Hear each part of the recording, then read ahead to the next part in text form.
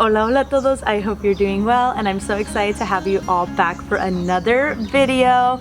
Whether you are a current first-gen college student, grad student, recent grad, if you love traveling, enjoy traveling, whatever the case may be, this video will be filled with so many tips, not just from my lived experiences, but also just research I've done throughout the years. Now, I want to give you a little bit of a backstory about my first experiences traveling as a solo traveler. Now, in case you didn't know, I grew up in a very traditional Mexican house. So yes, I had strict parents growing. Yes, there were certain cultural norms I had to follow, So when I started traveling for myself, solo-wise, it was when I was a lot older. My first solo travel trip was actually to San Diego. I went on the train, and it was during the time I was living up in Northern California, and I really wanted to visit one of my good friends at the time. It was during spring break, and at that point I had never really traveled during spring break. That just wasn't my reality when I was a student. And so when mi amiga agreed to host me at her apartment,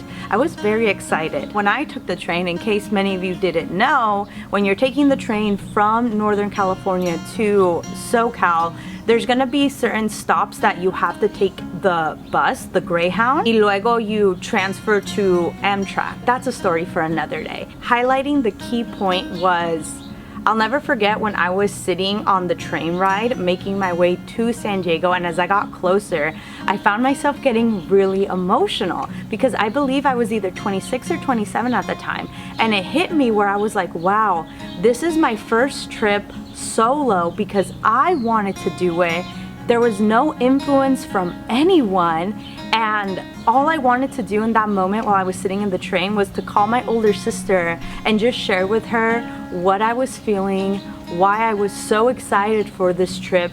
And yeah, maybe to other traveling to San Diego solo doesn't feel as huge as it felt for me, but it was in that moment and that trip alone I realized, wow, I can travel, I can do this, and I don't need the permission of anybody, which is what inevitably encouraged me to keep on traveling.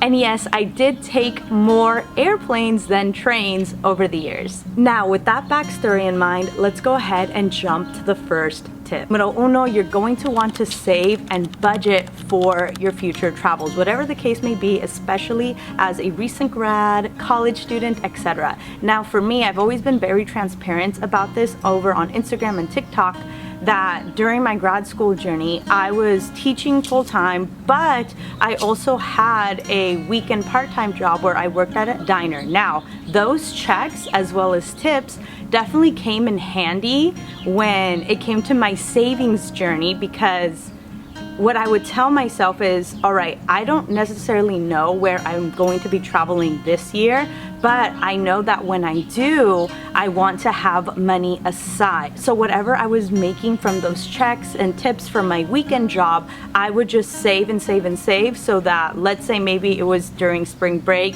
or the summer, winter, whatever the case may be, I knew I would have money aside to just splurge, or at least whatever splurging meant to me at the time. I know this isn't the most glamorous, but because of the growth of social media and technology, there's definitely different ways that you can have side income come into your bank account for any future adventures, travels you may want to do. All right, número dos. I constantly used either Expedia or Google Flights to book my tickets and find the best deals. Now, I don't know if it's just me, but I had noticed the pattern. Wednesdays with Expedia and Google Flights, Wednesdays tend to have the best deals. And honestly, till this day, I still use Expedia and Google Flights as a full-time entrepreneur. Right, número tres. And especially if you are a current student, recent grad, don't shy away from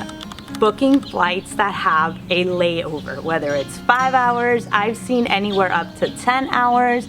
And just hear me out. Flights that do have layovers tend to be a lot cheaper, and yes, during the summers of not even just summers, but the years of 2021, 2022, and 2023, I would book layover flights. And one of my closest amigas at the time also didn't shy away from the idea of booking layover flights, so it just worked out. Now, if you are going to book a layover flight, yes, they can be more affordable, but two, I want you to keep in mind that make sure that if you do that, it's because you know the trip you're going to is gonna be pretty flexible. So let's say you want to be traveling for a week and you take a layover flight on Monday, and so maybe you don't get to your destination until many hours later. But because it's only Monday, you still have the other days, Tuesday, Wednesday, Thursday, Friday, Saturday, and then you can fly back out on Sunday or whatever the case may be. Now, of course, if you're going to be going somewhere for literally 2 days or less, because that does happen, I completely understand why you might not necessarily take a layover flights. I also want to say this too, I know layover flights don't sound the most glamorous, but if you have time to spare on your trip, you want to save some money, so then you can have maybe a little more extra money when you are in your destination to buy yourself certain things, to splurge on food experiences.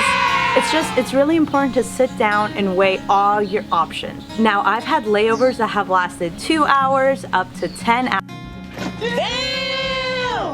hours. And for me, I always use that time to either journal, try airport food, talk on the phone, create content. I remember there were a good amount of times where I was working on my TPAs, the teaching credential program, and I used some of that time to work on it. But at the end of the day, I just want you to keep in mind that traveling, it's meant to be an adventure. And if taking layover flights and working on other things during that layover, if that can contribute to your adventure time, definitely consider doing it.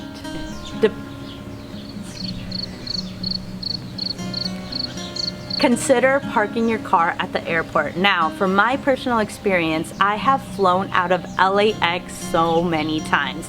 And over the years, I would take Ubers, Lyft, and sometimes those car rides would be very expensive. And then I knew that when I would get to said destination, whether it was New York or Miami, I would still have to use Ubers and Lyfts when I would be there. So then one day with a quick Google search, I came across LAX budget parking, and I saw that the prices were more affordable for me to just take my car, leave it parked there where it would be safe with so many other cars, and then I can go on my trip, and then when I would come back, my car would still be there, safe and taken care of. Now, I believe don't quote me on this, definitely do your research, but I believe for one of my most recent trips, I was in my said destination for 4 days, and I left my car at LAX, and it only cost me $78, which to me was not bad at all, because if I would have taken an Uber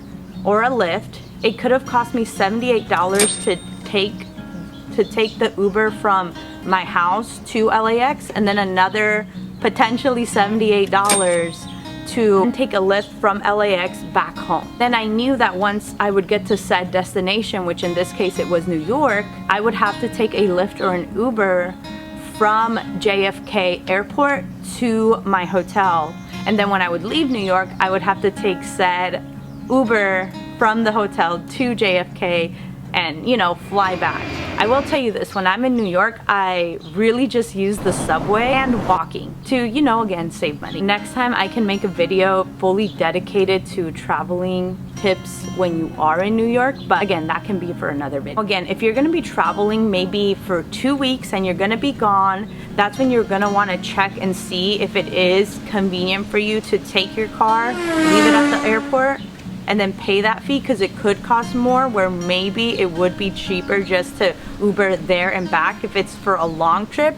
But if it's only for a couple of days, definitely check out if your airport has reliable, affordable airport parking to leave your car there and then go from there. All right, numero 5, affordable lodges. Now, I will tell you this, when I travel solo, or maybe I just travel with one other person, maybe it's my sister or a team member of mine, usually stay at hotels, but we stay at hotels like Comfort Inn, Best Western. They tend to have really good prices as well as free breakfast. And to me, that's very important because if I already have breakfast covered, then that means when I'm out and about on my trip, I only have to eat 1 or 2 times a day. It just depends your needs. Now, the times I have gone in Airbnb, it's usually when I go on a trip with amigas and we split it. It's just always worked best that way for me. 2 examples I could give about splitting a Airbnb with mis amigas is one, it was a trip that I made to Texas for the Spoiled Latina Summit.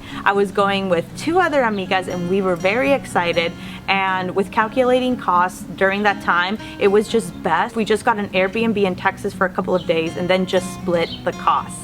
The second time I ever split an Airbnb with mis amigas was actually, I was doing a 24-hour trip to Chicago and I genuinely could only be there for 24 hours because I had other work commitments right after. I knew 2 of mis amigas, they were gonna be going to the same event. Because I had felt comfortable with them, I asked I could just pay to sleep on the couch of their Airbnb for 1 night, which if I remember correctly ended up being $50 on my end. I'm so grateful que mis amigas were very open to that option, and it also saved them money because they were still going to stay in Chicago for a couple of days and I was like, again, there for just 24 hours, so it all worked out. All right, numero 6, food and experiences. Now I'm gonna go back a little bit.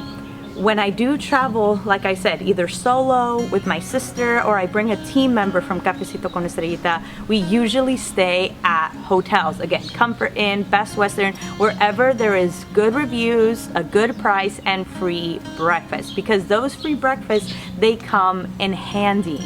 And then one of the best parts too is that whatever you may not finish for breakfast, you can save to take back with you to your hotel room and have for snacks later. I know for me, I'm really a big fan of having apples, banana, tangerines for snacks later when I stay at the hotels with free breakfast. Another thing I want to highlight is making sure that you eat local on your trips, because you can save so much more money than if you just do chain restaurants back to back to back. Now for me, when I've gone to New York, the many times that I have, usually my travel menu consists of the New York bagels because they are affordable and they are so filling. It's perfect for on the go when I'm walking to get to the subway. Another popular menu option for me when I'm in New York is their New York pizza. Yummy. I believe this last time that I went, I was able to get 2 cheese slices for $4 with a drink. And the drink can be soda, water. Now I will tell you this too, I don't hold back from getting a good latte. Now for me, again, I like to get my lattes in New York from the local eateries because I'm just gonna be real, New York locals just make such good coffee. And because I don't go cheap on the coffees, even if they cost $5, $6, thankfully because of the strength of the coffee, I'm not only energized, but it also helps me lessen my hunger, which for me is super important because I will tell you this, I am very guilty of just eating if something is just there and I know I like it. So for me, when I travel, when I go to the local eateries and I know my affordable menu options along with my free breakfast, if I really just want to have one good meal, I will make sure to get a good coffee so that everything in my mind for me can balance itself out. All right, numero 7, and this is the last tip. Mijita, when you go to travel, whatever types of travels you may do, you don't have to buy a souvenir for everyone on every trip that you do. Don't get me wrong, I know first gen guilt is a thing. I've definitely felt it myself, but a lot of the times I've even had my family members tell me, oh, you didn't have to bring me back something. Oh, you didn't have to bring me back this keychain or this mug. I would have rather you had that money to use more for yourself while you were at your trip. And once I had my family members tell me that, I felt a huge relief. Then it got me thinking, well, most of the time these souvenirs can be anywhere from keychains and mugs, and let's be real, there's only so many keychains a person can have on their keys, and there's also so many mugs a person can have in their cabinet. Don't get me wrong, if every once in a while you want to buy your loved ones a little something, maybe you went to Boston and you want to bring back something, yeah, once in a while is fine, but you don't have to do it for every single trip.